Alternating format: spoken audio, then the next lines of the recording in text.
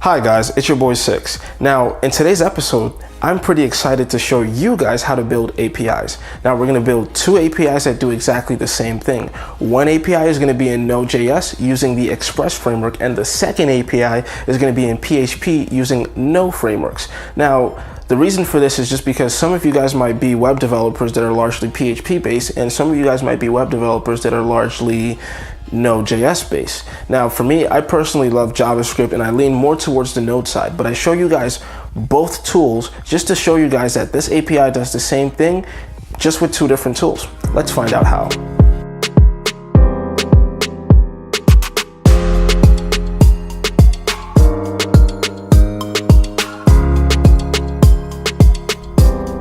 All right. Hi guys, it's your boy Six, and today we're going to be building two very simple APIs, one in Node.js and one in PHP. So let's actually get right into it, and we're going to start off with Node. So for Node, you just want to open a normal folder that you normally have. For this one, I call it Node Practice. You can see various different files in there, and each file, might I add, is a server. So we're actually going to right click and create an empty folder. We're going to call this one video. And the reason I'm calling it video is just because I'm actually using it to create a video at this point, right? So we're going to open this one in Atom text editor because it's my favorite one. And the thing is, with Atom, you can open this in a terminal normally and then just use whatever you want. I just like to use Atom because it's my text editor of choice, and it already has an included terminal that I've installed. All right, so now that we are here, to actually increase the font size a little bit for you guys, we're going to do npm init. This is to initialize Node in our project. Package name is video. We'll take that. Version 1, we'll take that. A simple API. Take that. Entry point will be index.js. So we're going to make a file called index.js. Take that. Test commands, git repository, no, keywords, no, author, I'll just put me, license. None of this really matters, but we're just reviewing what we have here. Name, video, description, author, me. Fine, that's just going to build your package.json files and your package lock.json files. Hit OK. And if you look, package.json is actually there. We open it up and that's what it says. Now we want to create a new file called index.js. This is going to be the main entry point into our application, right? So now before we continue anything, we're going to install two what I think are very important, packages for your project. So one is going to be Express, that's installing the Express framework, or a micro framework as some people would say. And the other one is body-parser, to allow us to actually parse what comes in through request bodies. Now we're going to say npm install Express. So Express is actually installing here, as you guys can see, and we've installed Express. And now the next thing we're going to do is npm install body-parser. Now we've installed body-parser. So the two things that we need to install to get our application up and running have been installed. Now we're just going to clear this and get started. So now what you want to do right off the bat is first make this font size a little bit bigger, because some people do actually complain. So we're going to go with const express equals require.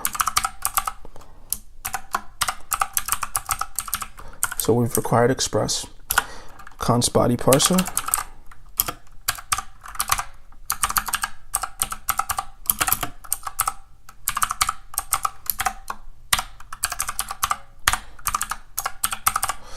and we've required body-parser. So now we're going to make Express easier to refer to.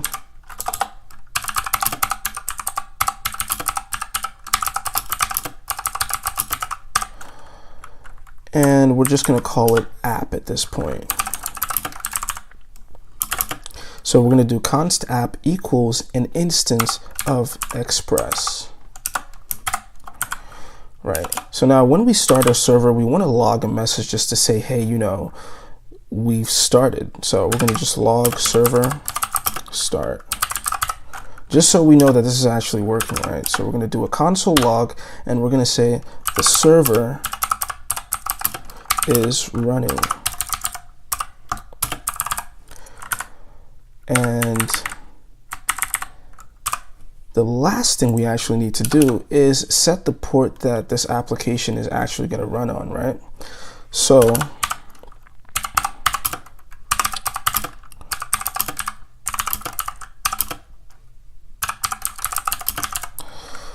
we're actually setting the port that this app is going to listen on.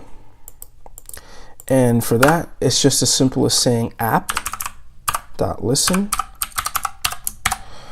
process.environment.port in all caps.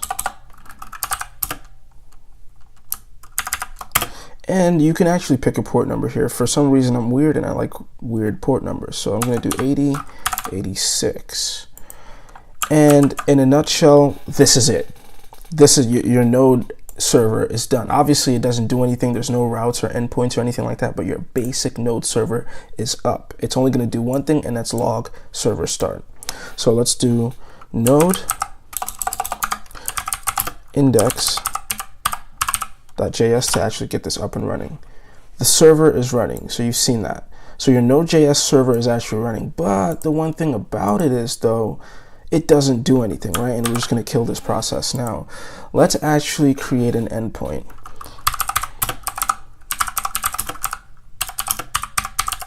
So this is an endpoint for our GET request, right? And in our GET request, we're just going to say app.get. And the path, we're just going to set a path, and we're going to call this one /name. So every time you go to /name on this, it's going to run this process. We're going to do our arrow functions, courtesy of the new version of JavaScript, request and response. And of course, like I said, arrow function, instead of having to write down function and all this unnecessary stuff. And now it's going to do whatever's in here. So now we have the endpoint created, but the endpoint doesn't send anything back. So we're actually going to send something back to the front end with res.send, response.send. And here we're going to type our message. Sometimes in res.send, you can send database results or whatever the case may be.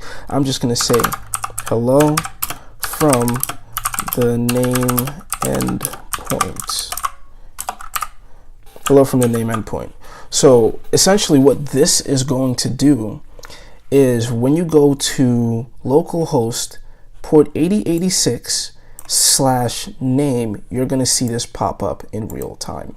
So now we can do that in two ways. If it's a GET request, let's run the server first. If it's a GET request, we can actually just go to, and this is a previous attempt. So we're just going to do localhost :8086/name and hello from the name endpoint. So a GET request doesn't require anything more than just to go to the URL and actually,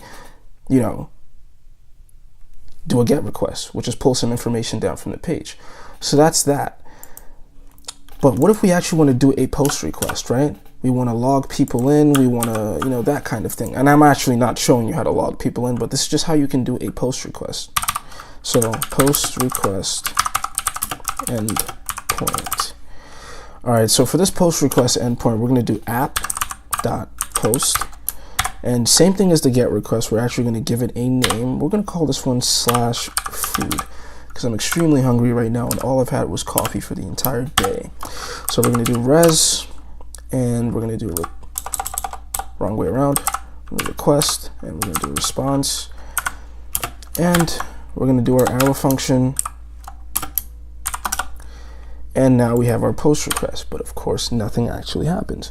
So now we have our post request, but there's one problem we actually have to solve. We're going to get something in the request body, and we actually need to be able to process it. But first, I'm actually going to write this down, and then I'll show you what we mean. So var food equals request.body.food, right? Okay.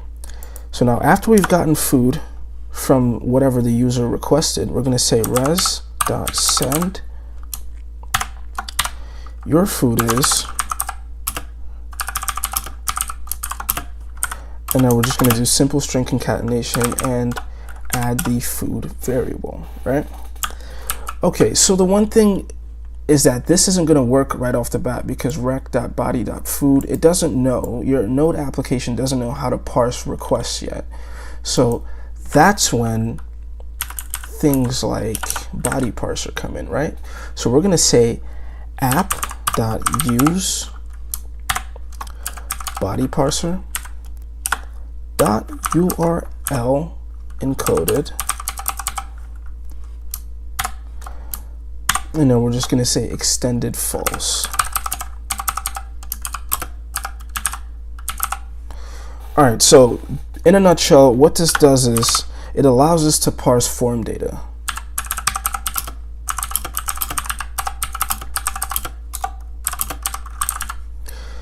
And if you guys wanted to see another body parser sort of, method that allows you to parse JSON, you could actually just do app.use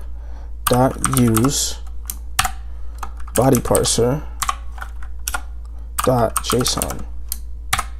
And this would allow you to parse JSON.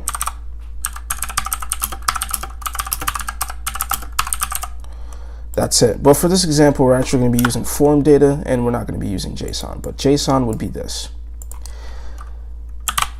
So what this allows us to do is actually get something from the request body and store it as a variable and actually work with it in different things like that. So now, unlike the GET request, if we actually come back to our window and say, and let's run our server first, right?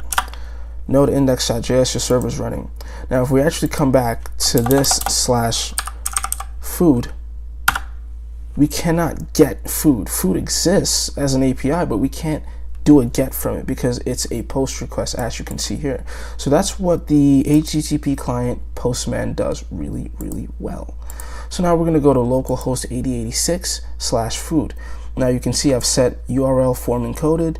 I've already set the variable for food, and I said my food is steak. So now we're just going to send this. Your food is steak. Now, what if I said my food is fish? Right? We'll do a send. Your food is fish. So it's actually hitting this app.post, and whatever I send in the request body as the name food, it's going to store, and it's actually going to send it back to me saying food. So basically, guys, in a nutshell, this is your Node.js API.